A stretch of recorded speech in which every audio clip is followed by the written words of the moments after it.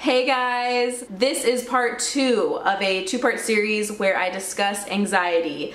Part 1 was my anxiety story and my mental health journey so far. If you want to check that out, click here. And this is part 2 where I talk about 5 different ways that I manage and deal and work through my anxiety. So if any of that sounds appealing to you, then just keep on watching. Number 1, meditate. Duh. Obviously, like everyone and their mother has started meditating because they realize how beneficial it is.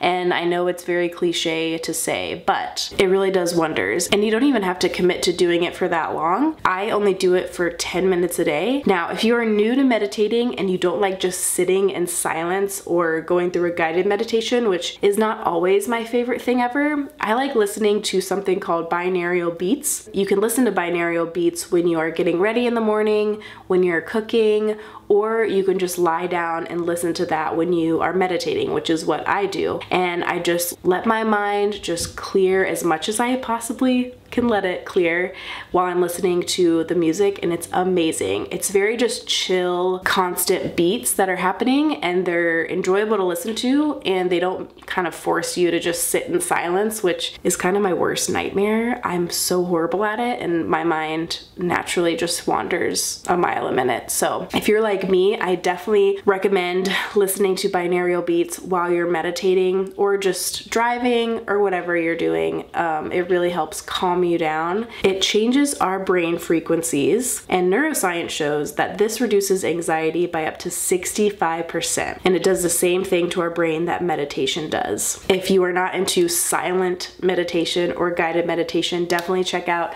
binaural beats, listening to those when you're meditating. I will leave links to a few of my favorites down below. They're like 2-3 hour tracks that just keep going, and I highly recommend them. Number 2, stop multitasking. Now, I know I just said that you can listen to binaural beats while you're cooking, getting ready in the morning, whatever, which I think is fine. I don't really count that as multitasking because your brain is in that meditative state, but I'm more talking about listening to podcasts while you're doing something, watching a show while you're doing something. I still struggle with that because I love watching TV, and I hate just sitting and watching TV and not doing anything while I'm watching it. So I am a huge culprit of multitasking and doing more than one thing at one time. When you focus on one task at a time, it does so much for your well-being. Not only are you more productive and you do that one task so much better than you would have done if you are multitasking,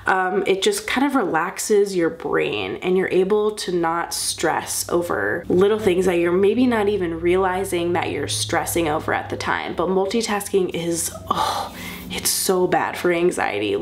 Just let me tell you, I used to be a multitasking queen, and now I try my very hardest to not multitask with anything. That includes with work stuff too. Like if I'm on my computer, I don't want to have like a million tabs open. I just try to focus on one task at a time and dedicate like my whole day to that one task and like batch work that. And the next day I focus on something else. So I definitely recommend streamlining the way you work, the way you do things, like your everyday tasks.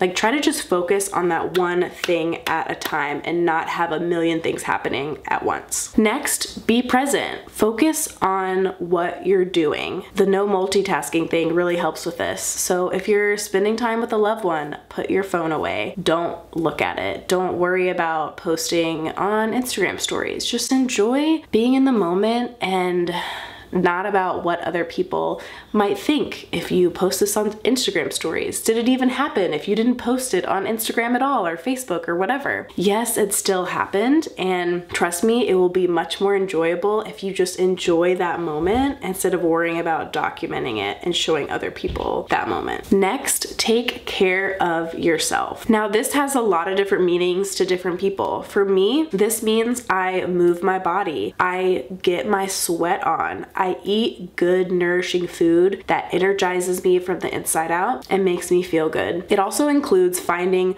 a self-care routine and regimen that works for you. A lot of people think self-care is like bubble baths and getting a manicure, going to a spa, getting a massage. Self-care can be those things, but it could also just be the little things, going outside and painting watercolor or doing calligraphy or coloring in your adult coloring book that you got for Christmas that you haven't even opened yet. It could mean taking that vacation that you've been putting off for years. It could even mean blocking out the time to go to the store and buy a nice pair of underwear or a bra. Just treating yourself to something that makes you feel good. Whatever makes you feel good, it makes you feel worthy and excited about life. And just those little things that bring you joy, that is what self-care is. That could be anything. And last but not least is less screen time and more of real life. So if you are always on your phone, always on your computer, looking at other people's lives and how they're living it, and looking at other people's highlight reels, not even their real life. It's like what they want you to see. It's not even what's really happening in their life. Instead of looking at people's highlight reels, go out and live your life.